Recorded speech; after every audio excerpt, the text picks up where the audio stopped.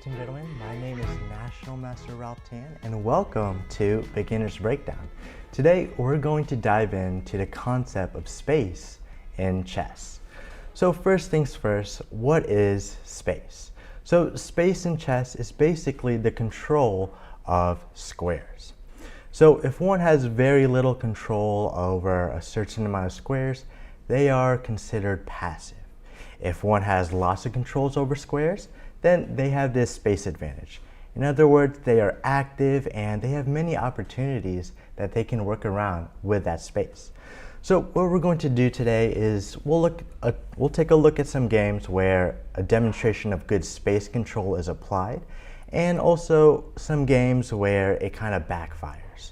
So we want to understand how we can extend space and not to overextend when obtaining space. So if we overextend by getting space, then we could unfortunately have some weaknesses and collapse. So the first game that we're going to take a look at is between Siegbert Tarrasch versus Muenchhoff in 1881 in Berlin, Germany. So a little bit about these players. Siegbert Tarrasch was a German chess master and a medical doctor by profession. He is considered to be one of the best, strongest players and most influential theoreticians of the late 19th and earliest 20th century. So Tarrasch is also known for his defenses in the Queen's Gambit decline and his lines in the French. So for his Queen's Gambit decline, it would be d4, d5, c4, e6, knight c3, and c5. This is the Tarrasch defense in the Queen's Gambit decline. He also has a line in the French where it goes e4, e6, d4, d5, knight d2, the Tarrasch variation. And essentially, the idea of this is to prevent any ideas of the winnower variation where black would place their bishop on b4 and try to pin the white knight.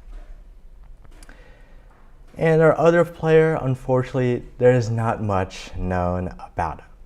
So let's take a look at this game.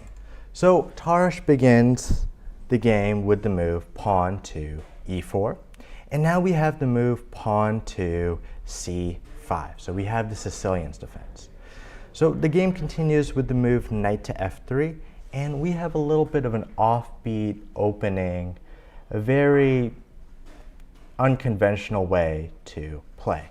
And that move is knight to h6. Now knight to h6 is not really a good move because it breaks opening principles. So typically when you want to develop pieces, you want to develop them towards the center. The four squares right in the middle, as that's where all the activity, all the action is happening. And the knight is on the rim, so it's dim, so it doesn't have any real good squares to go to, besides g4 and back home at g8.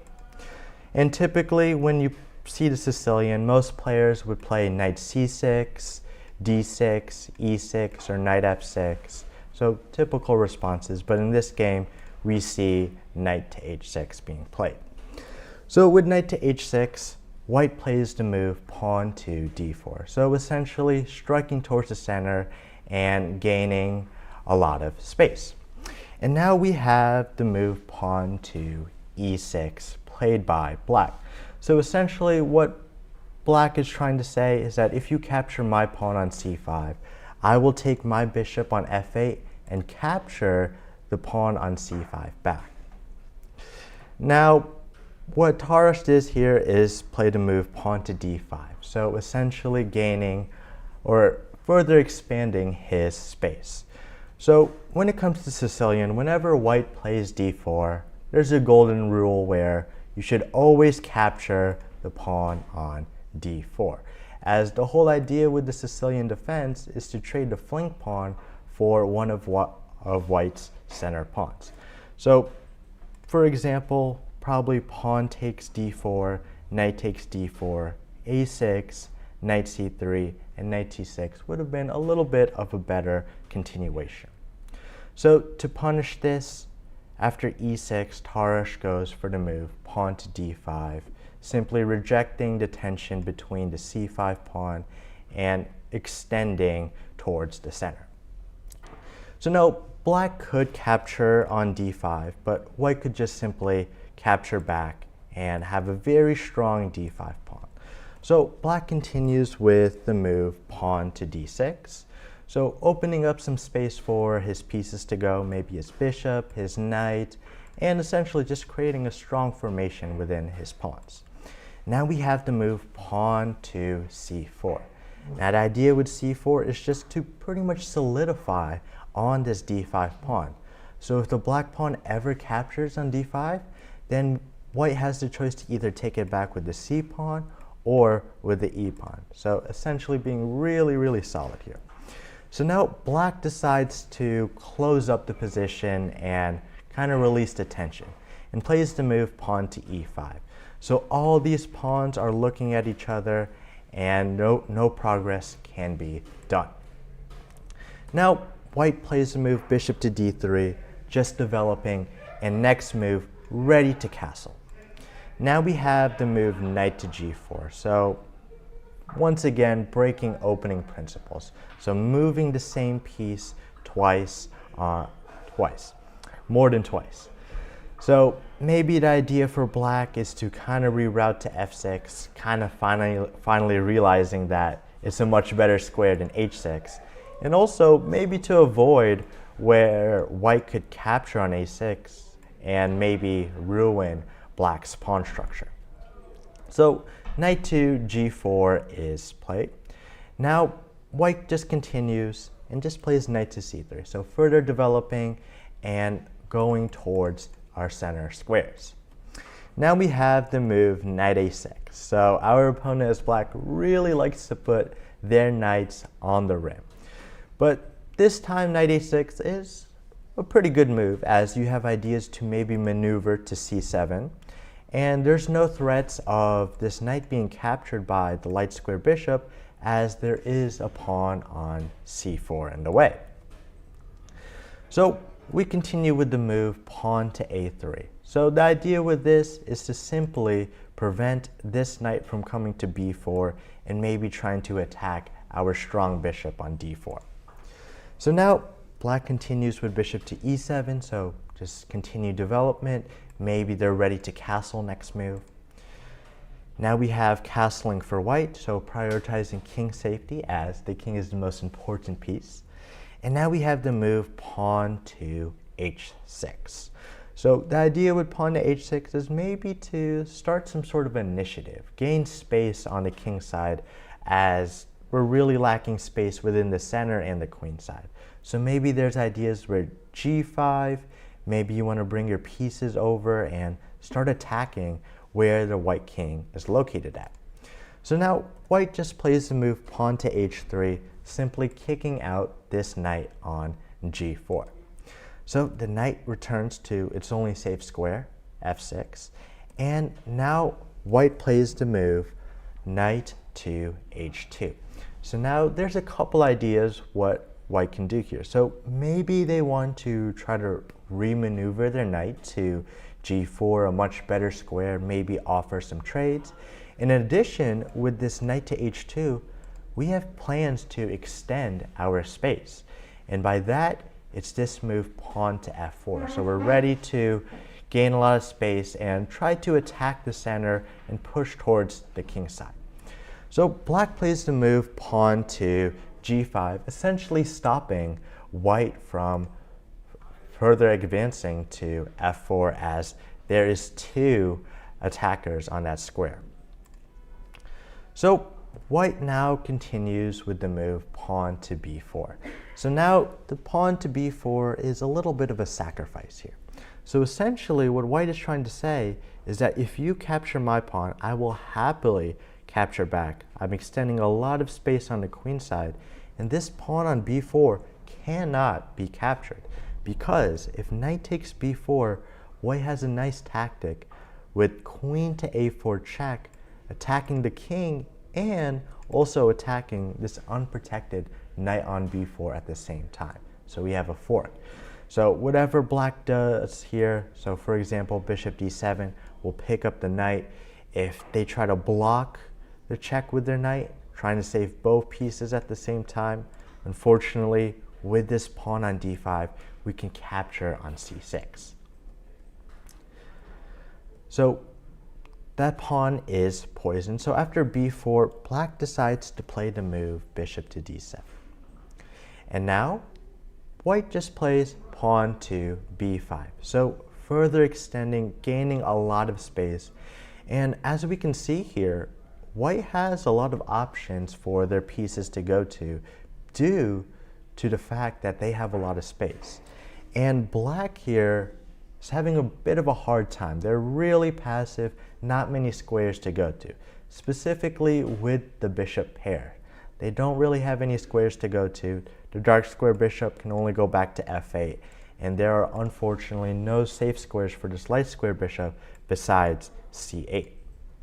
So after pawn to b5, we have the move knight to c7, so simply getting out the way of danger from this b5 pawn.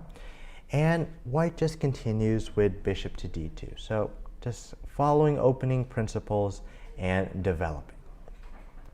Now we have bishop to f8 played by black. So black is kind of changing their mind a little bit.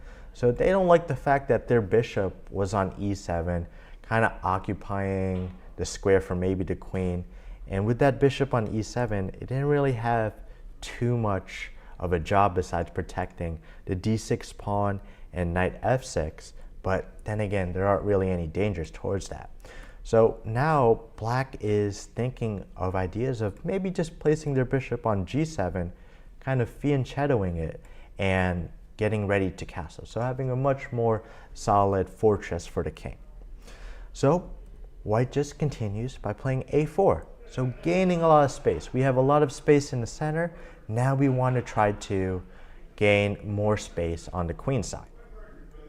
So now we have bishop to g7, so fianchettoing, ready to castle, next move. Now white plays the move pawn to a5. So white is slowly but steadily taking their time, gaining a lot of space, and kind of restricting black from having any play here. So we have the move castling by black. So essentially getting the king to safety. And now we have the move knight to e2 played by white. So now the idea with knight to e2 is essentially we're maneuvering. We're finding a better outpost for our knight. So our knight on c3 was doing a good job on the queen side, having some support alongside these pawns, but white believes that they can make their knight even better. So what white really has in mind are these squares f5 and h5. So maybe we can try to infiltrate black's position by playing knight g3, hopping into f5, or maybe proposing a knight trade by going to h5. So now we have the move knight to h7 played by black. So the idea with knight to h7 is maybe maneuvering ideas, or maybe black's chance to finally gain some space.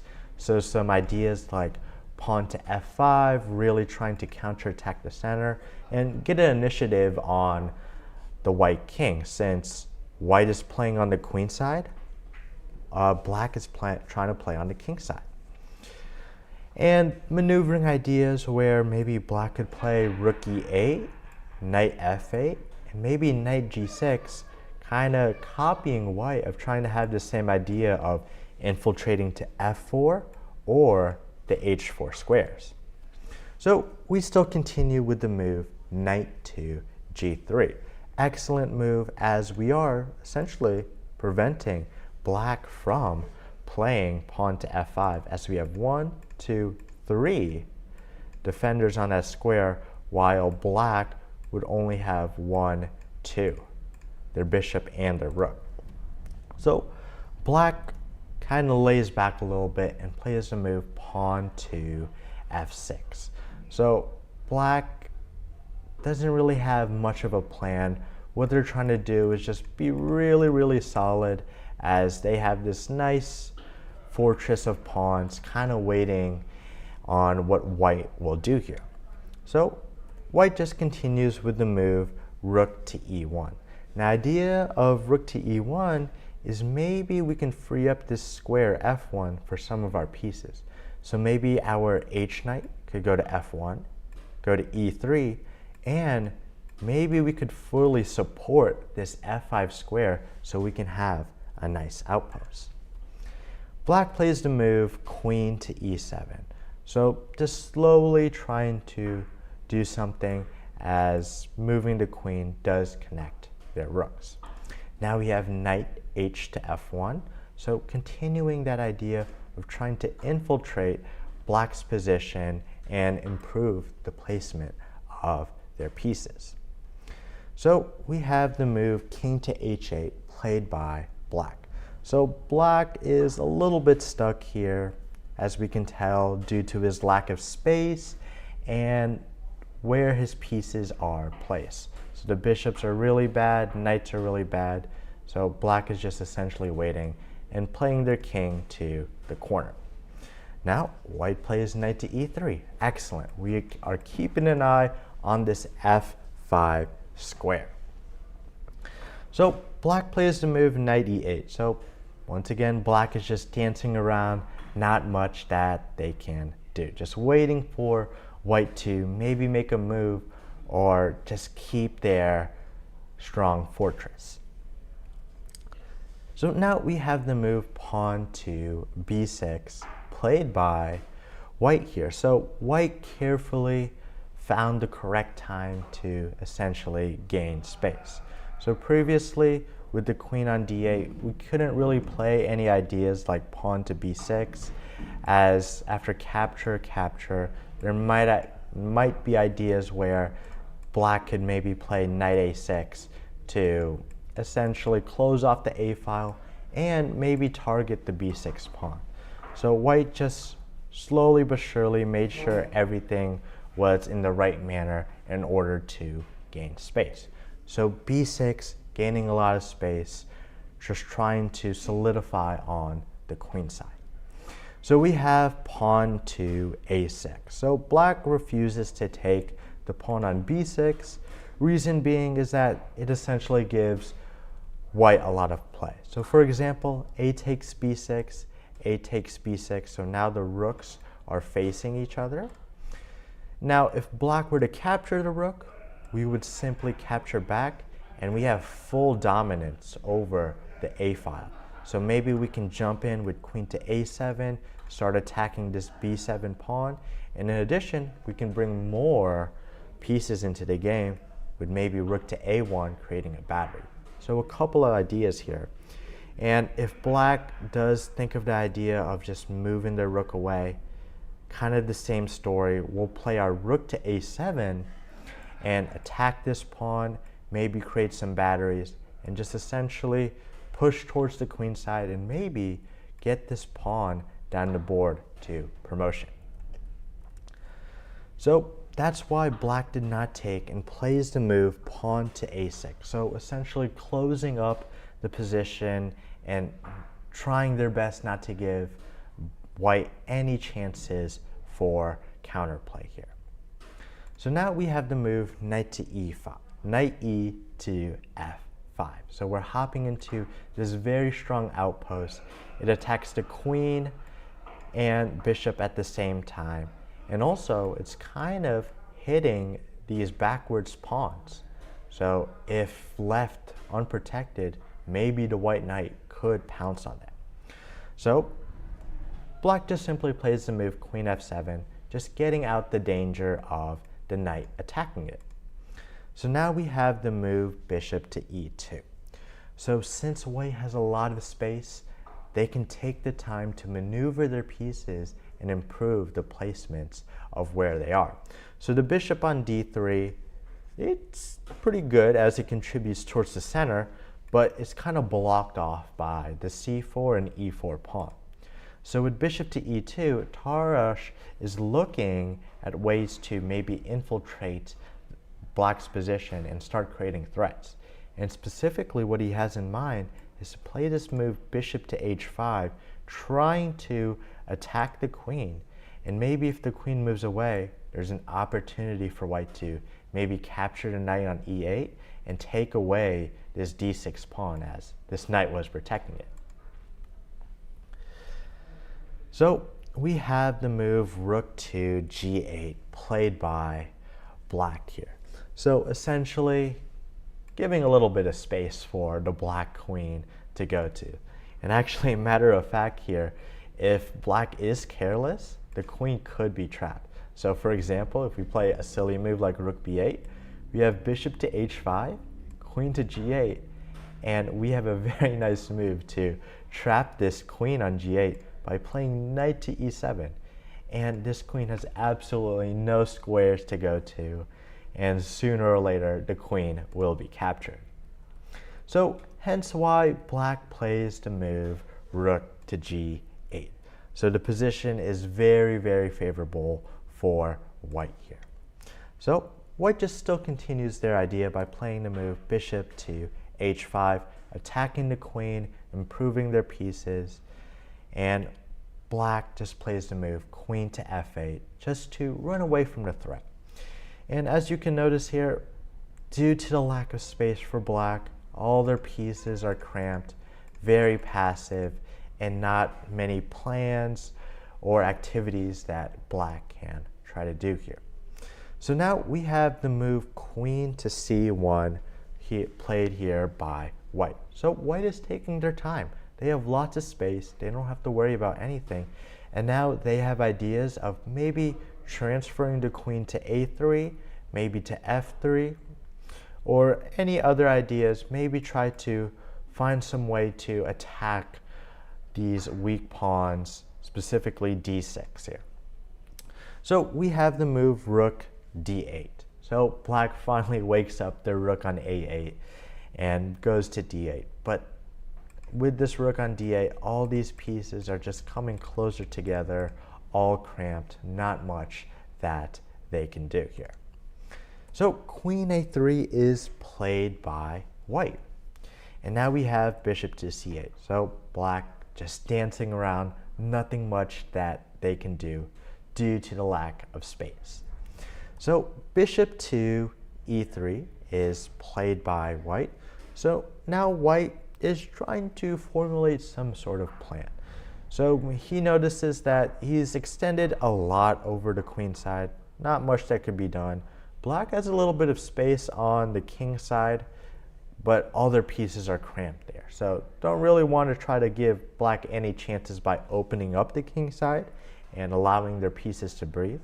So what white is maybe thinking here is to try to pursue an idea of attacking d6 and c5, as if it's successful, we're able to maybe push these pawns down the board and get some plan. So now black just plays rook to d7. So just once again, due to the lack of space, nothing that they can do here, but just dance around.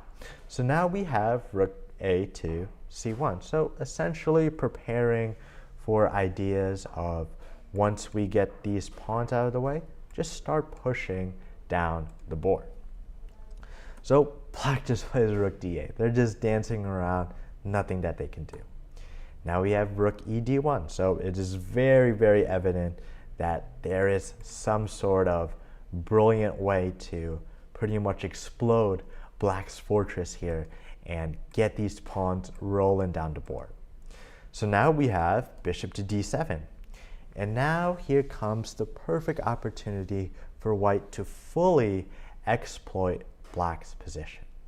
So I'm going to give you a minute or two just to evaluate this position, what could be done in order to fully utilize our rooks and all of our pieces that are lined up towards the c and d pawn.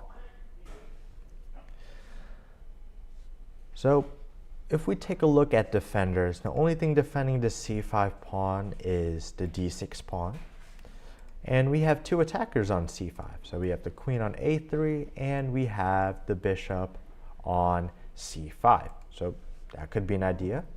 And for the d6 pawn, there's a couple of defenders, maybe the knight, maybe the queen, protecting d6, 2 defenders, while we have 1 attacker, which is our knight on f5. So for the most part, they're holding everything, but we are ready to destroy the position.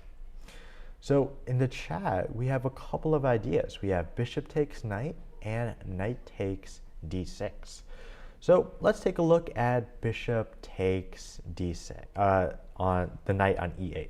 So if the bishop takes on e8, what black can maybe do is just capture back with the bishop. So still kind of renewing another defender onto the d6 square. And now this bishop has some play to go around. Maybe it can go alongside this diagonal, maybe to g6, trying to maybe attack the pawn, maybe support attack the knight, excuse me, maybe support h5, h4, g4, maybe create some sort of initiative, but it is all slow again. And actually here, if we capture the knight on e8, if anything, we are helping our opponent, as this knight on e8 is pretty much useless. It has no squares to go to, as it's occupied by its own pieces, and of course c7 is guarded by our b6 pawn. So the right move here, which many of us in chat are saying, which is excellent, is to attack the base pawn, the pawn that is protecting all the other pawns. So this d6 pawn protecting c5 and e5, what we can do is take that pawn on d6. So we're moving it. Now black is left with 2 options here. Well, they have 2 main options. They can either capture the knight back with the queen or with the knight.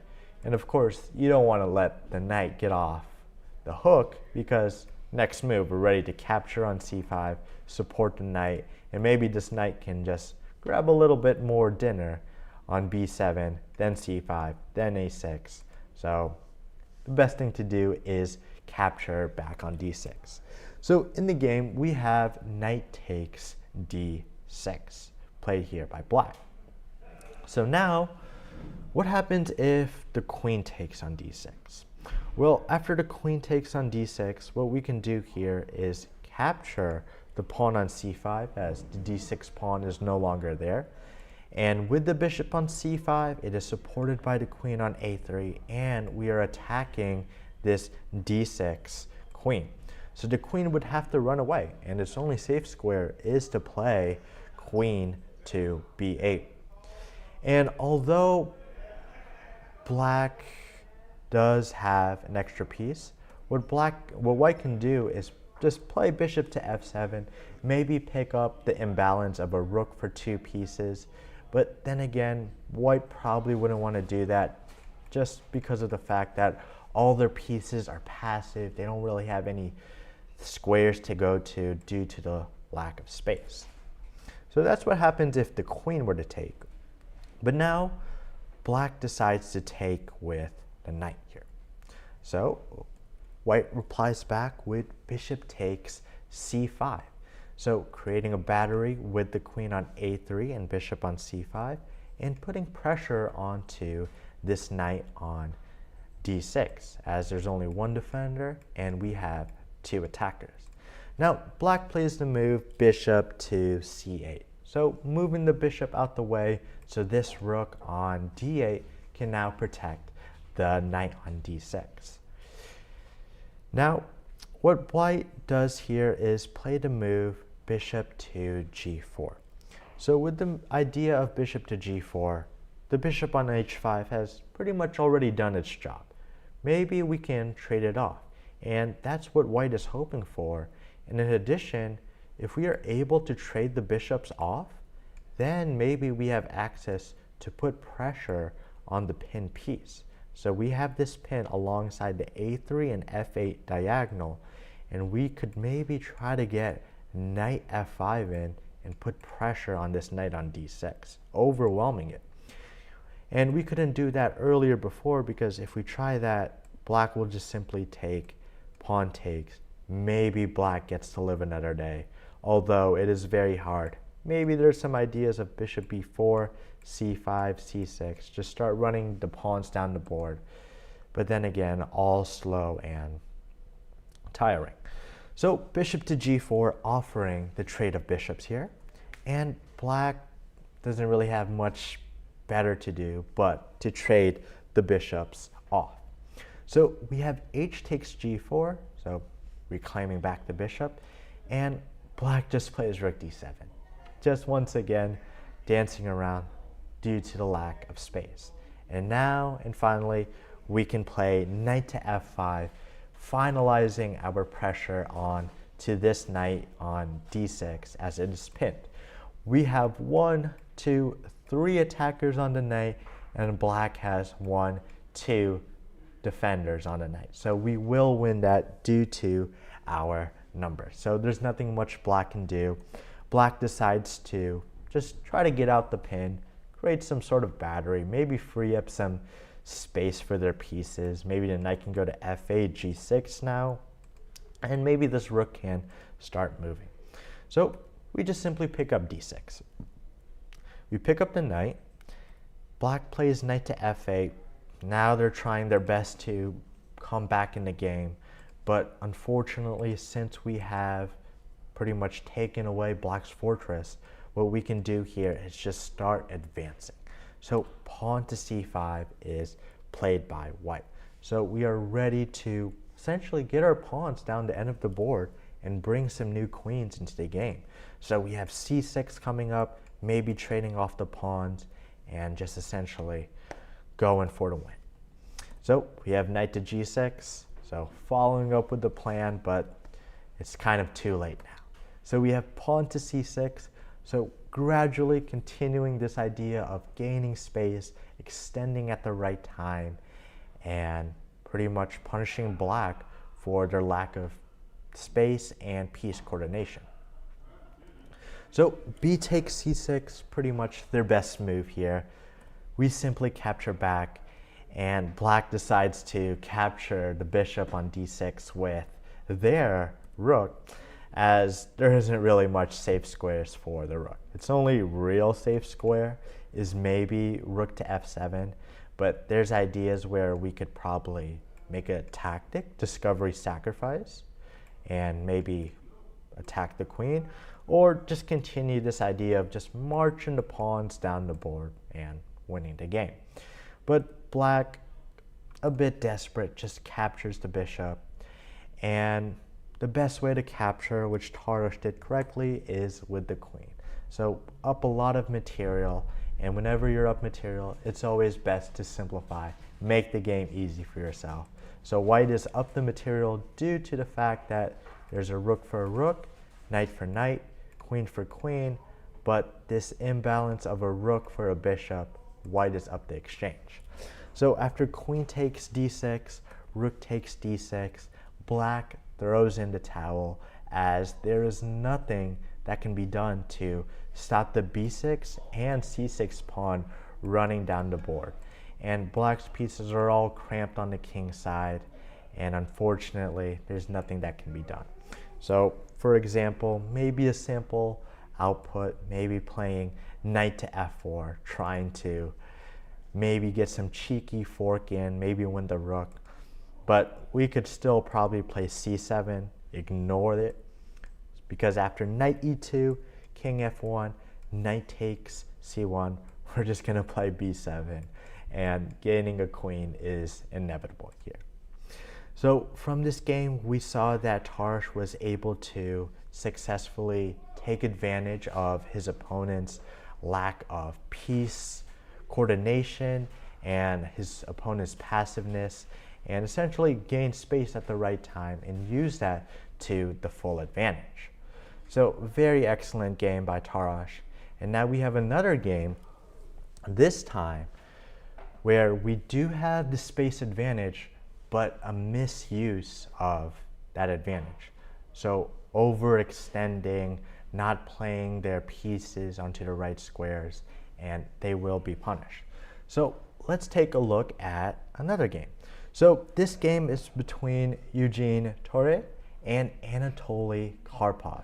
And this was in Bad Lauterberg at FRG, the Federal Republic of Germany, in 1977.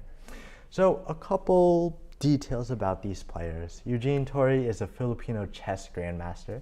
In 1974, at 22 years old, he became the first Filipino and non-Soviet Asian to qualify for the title of grandmaster. Anatoly Karpov, he's a Russian grandmaster and was the former world chess champion from 1975 to 85. And he was also FIDE world champion from 1993 to 1999. So let's take a look at this game. So Torre was white and Karpov was black. So we have pawn to e4 and pawn to c5. So once again, another Sicilian. We have knight to f3, and this time, instead of knight h6, Karpov continues with kind of the French variation of the Sicilian and plays e6. Now, white continues to gain space and plays the move d4, and Karpov does follow the principle of the Sicilian, is that whenever white plays d4, always capture. So capture, knight takes d4, and we have the move pawn to a6. So essentially stopping any pieces from going to this b5 square. And now white plays the move pawn to c4. So now we have this structure in the Sicilian called the Maroczy bind. So essentially having this pawn on c4 and e4, locking up this d5 square. So essentially a long-term plan that black wants to do is just break through, explode the center with a move like pawn to c5. But with c4, it's prophylactically stopping any of those ideas. And in addition, it does stop c5. So, b5, excuse me. So we have queen to c7 played by black. And we have the move pawn to a3. So a bit of a prophylactic move. White would love to play a move like knight c3, but there might be some worries of this bishop coming to b4. So hence why a3 is played. So we have knight to f6. So following opening principles, developing your pieces, and this knight on f6 is now attacking the unprotected e4 pawn. So white develops and protects e4. Now we have knight to c6, so challenging the knight on d4. We have bishop to e3 played by Torre, as it pretty much supports this knight on d4. So if you're ready to take me, I'll be ready to take back with my bishop or with my queen. So we have bishop to e7. The idea is just simply developing. Maybe next move, we're ready to castle here. We have rook to c1. So essentially making their queenside pieces fully to their potential, fully used to their potential, as this rook lines up with the queen on c7. So there might be some ideas where white could maybe try to provoke some sort of sacrifice on d5 or b5. So black plays the move knight to e5. So essentially kind of releasing the tension of these knights attacking each other, and maybe the knight wants to transfer over to the king side this time. Maybe it's had enough on the queen side. So we have the move bishop e2, and black just plays knight to g6, maneuvering their knight to the king side, and maybe putting a strong restriction onto that f4 square. So no immediate f4 grand prix attacks by white here. And also, we should keep in mind that this pawn on c4 is poison. We should not take this pawn at all, because if black captures on c4, we have bishop takes c4, queen takes c4, and this nasty move, knight to d5, discovery attack on this queen. And in addition, I am ready to bring my knight to c7 and fork your rook and king at the same time. So for example, queen a2, which is really black's queen's only safe square, we're going to play knight c7. Then we're going to pick up the rook on a8. So probably best for black is to maybe capture the rook and then pick up the knight. But all is just really, really bad for black. So hence why knight g6 is played. We have castling played by white. So king safety, maybe now we're ready to play f4. We have this rook on the f file. we have enough defenders to go for f4, gaining space. So we have pawn to b6, so black is just slow and steady, trying to maybe fianchetto their bishop to b7, keep an eye on this e4 pawn, and maybe start to just create some small attacks and threats. So we have pawn to f4, another step of gaining a lot of space here for white. Now we're ready for ideas like e5, f5, etc. So black just simply castles. And we have the move pawn to b4 played by white. So we are really at it. We really want to gain space here for white. So maybe white is ready to play ideas like knight b3, maybe support with c5, just dominate the queen side while we have space on the king side and center, and there's nothing much black can do as they're pretty laid back. So we have bishop to b7, fianchettoing the bishop, and now putting pressure on to this e4 pawn, so two attackers while we only have one defender. So white has to do something about that and plays the move bishop d3. So simultaneously protecting e4 and c4 at the same time. Now we have rook a to c8. So black is just improving the placement of their pieces.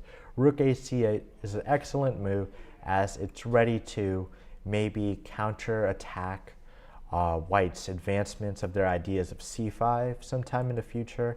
And it also gives black an opportunity to play queen b8, so this queen won't fall into any trouble with this rook on c1. And this time, the rooks would be the ones attacking each other. So we have knight to b3 played by white. So they're ready to go for some ideas of c5, hopefully. So black plays the move d6, stopping that idea of c5. So if we were to play c5 now, we would have 1, 2, 3 defenders, while black would have 1, 2, 3, 4, 5 defenders. So pretty much stopping white from pushing.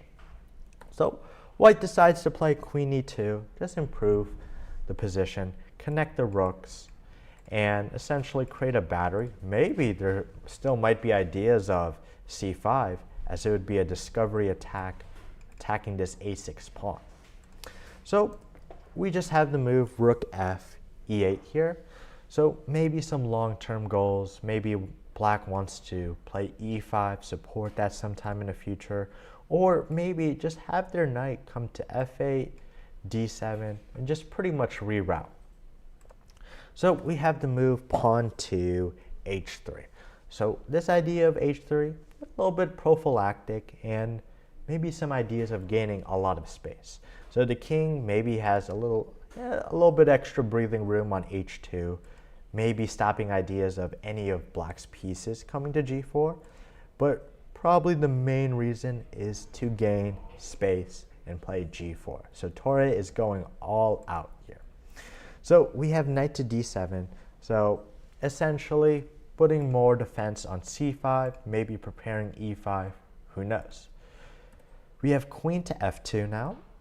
So with queen to f2, we're creating a battery, ready to maybe play f5, ready to maybe pounce on b6 if the opportunity is given. And there's plenty of ideas that white could go around. And black just waits a little bit and plays the move bishop to a8.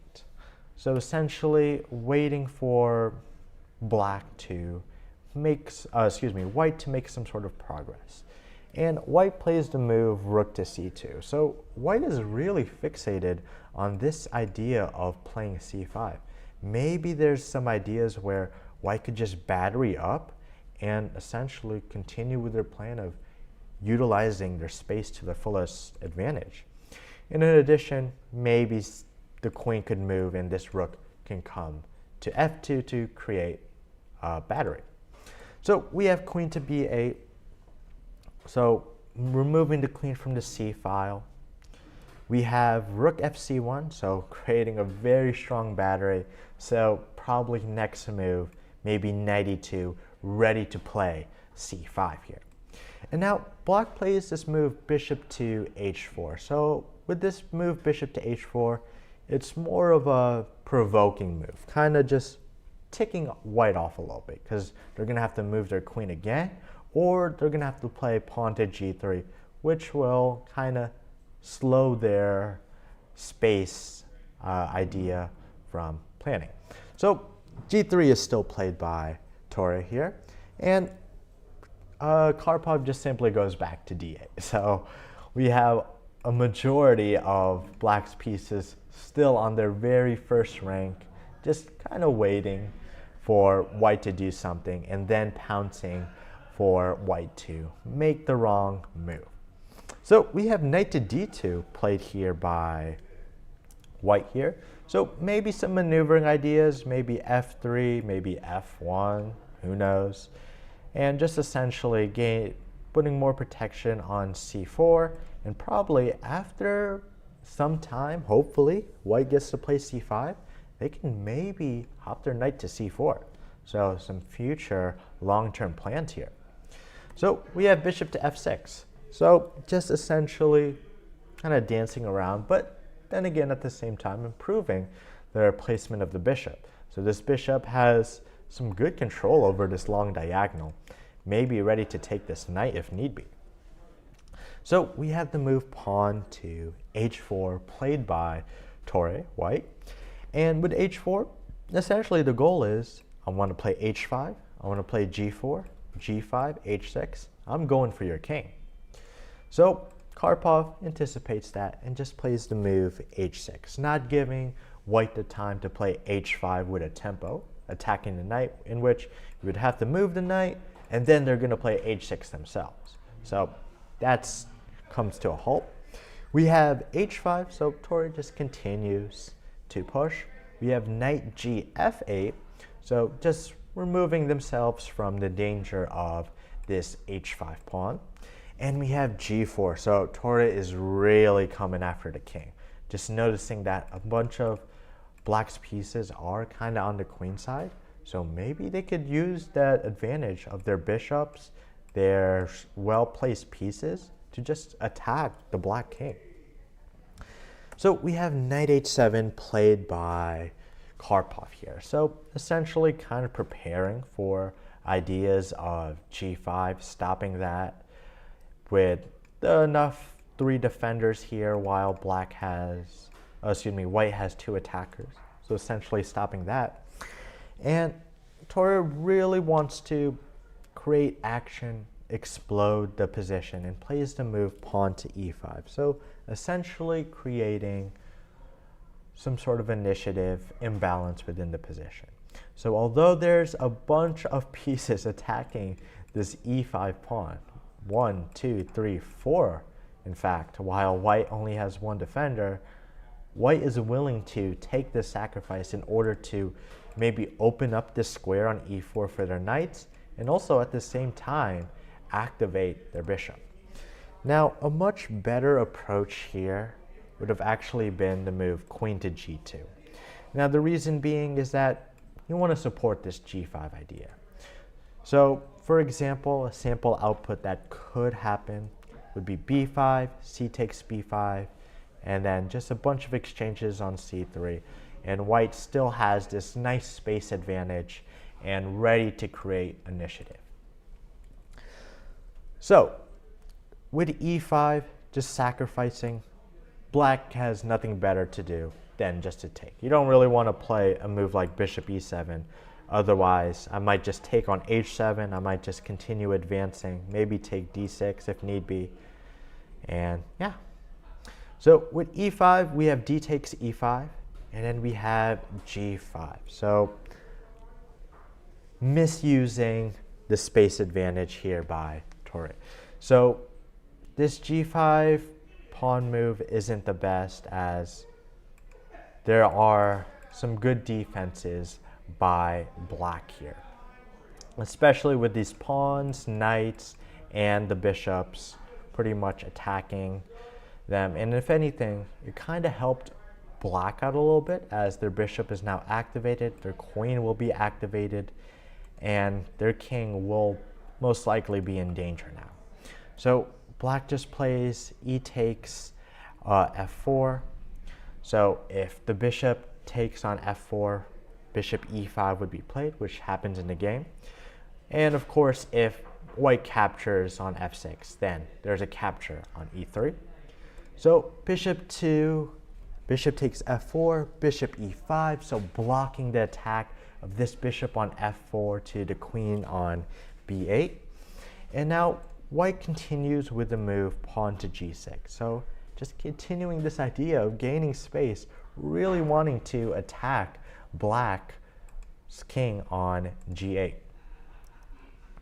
And it does come with this idea of attacking h7. So if black captures on f4, then we can take on h7, which did in fact happen in the game.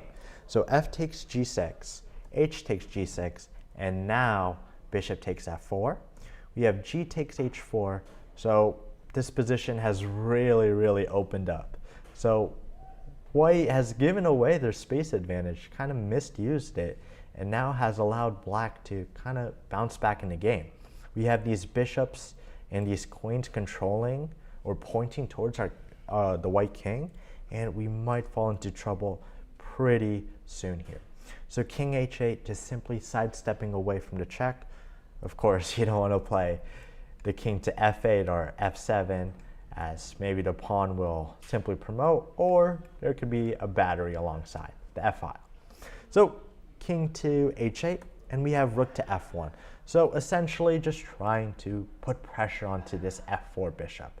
So we have two attackers while white has one defender. So they're going to need to do something about this bishop on f4, and Karpov finds the best way and plays rook to f8, supporting the bishop on f4 and maybe creating some tactical ideas here.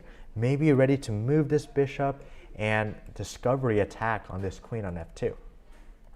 So we have bishop to e4 played by Torre because this bishop on a8 is really active, and it's nothing but a nuisance for white as it controls the g2 and h1 square for the king. So the best thing to do is just try to trade off your weak piece for your opponent's strong piece. But unfortunately here, this game ended pretty shortly with knight to e5, and after queen to g2, knight takes c4. Torre actually threw in the towel here as there's just too much that black has here. So although that they can trade the bishops, the queens off and everything, there's just too much material, too much activity for black now. There's ideas where they can come to knight e3, bishop e3, and so on. So maybe a sample output that could have happened in this game was knight takes c4, rook takes c4, queen to e2, bishop takes e4, knight takes e4. The queen captures the rook, then we capture their rook on c2. Knight takes e4, bishop to e3 check, queen takes e3, rook takes f1, king takes f1, and then rook takes c2, essentially just being up the whole exchange and having a plentiful amount of pawns. And soon black will just capture the h7 pawn and there will be some attacks. So to summarize everything, we've taken a look at the theme of space in chess. So essentially the control of squares. And in the first game between Tarrasch and Muenchhoff, we saw how Tarrasch was able to utilize his space accordingly, planned out perfectly, able to take advantage of his opponent's lack of space and his integrity of his pieces. And in this game between Torre and Karpov, Torre did have a really nice space advantage, but did misuse it and was unable to gain a full advantage and eventually got counterattacked and lose the game. So that concludes Beginner Breakdown. My name is National Master Ralph Tan, and I thank you for your time.